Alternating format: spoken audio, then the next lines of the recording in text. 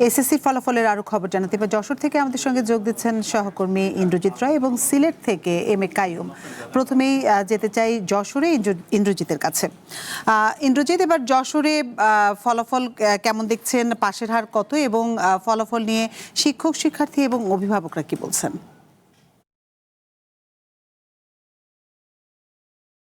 ধন্যবাদ। এবার যশোর শিক্ষা বোর্ডের পাশের হার ৬৬.27%, অর্থাৎ গত বছরের তুলনায় প্রায় 7.5% কম। এবং যদি বলি 2 বছরের ব্যবধানে প্রায় 26% পাশের হার কমেছে। এবারের জিপিএ পাস প্রাপ্তির সংখ্যাও কমেছে।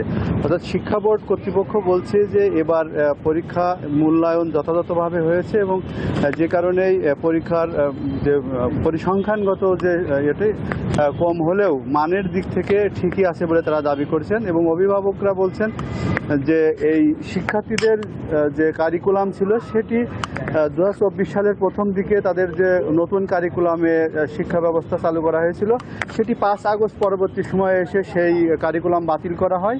অর্থাৎ বছরের প্রায় অর্ধেকের বেশি সময় ধরে যে নতুন কারিকুলামে তারা পাঠ গ্রহণ করেছিল সেটি বাতিল করে নতুন কারিকুলাম তাদেরকে চালু করা হয়। এবং শিক্ষার্থীরা মূলত 1 বছরের প্রস্তুতিতেই এবারে যে 2026 সালের এসএসসি পরীক্ষা সেই পরীক্ষায় বসেছে।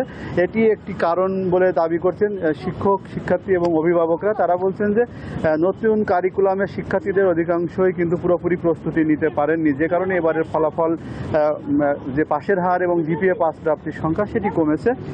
তবে বোর্ড কর্তৃপক্ষ বলছে যে এটি একটা কারণ হলেও মূলত পরীক্ষার মূল্যায়নের ক্ষেত্রে এর আগে বা বিগত দিনের যে গড় শিক্ষার্থীদের খাতায় নাম্বার দেওয়ার ক্ষেত্রে একটি অঘোষিত নির্দেশনা দেওয়া থাকতো যে শিক্ষার্থীদের বেশি করে নাম্বার দিয়ে পাশ করানো বা জিপিএ পাস প্রাপ্তির সংখ্যা বাড়িয়ে দেওয়ার, সেটি এবার হয়নি। অর্থাৎ যারা পরীক্ষকের সংখ্যা বাড়ানো হয়েছে এবং খাতা যে উত্তরপত্র মূল্যায়নের ক্ষেত্রে যথাযথভাবে মূল্যায়ন করা হয়েছে, যে কারণে এবার পাশের হার কমেছে।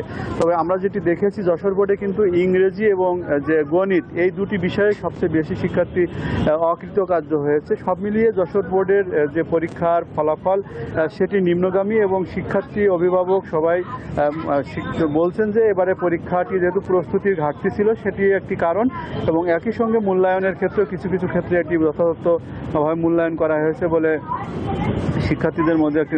তো এই ছিল যশোর থেকে সর্বশেষ।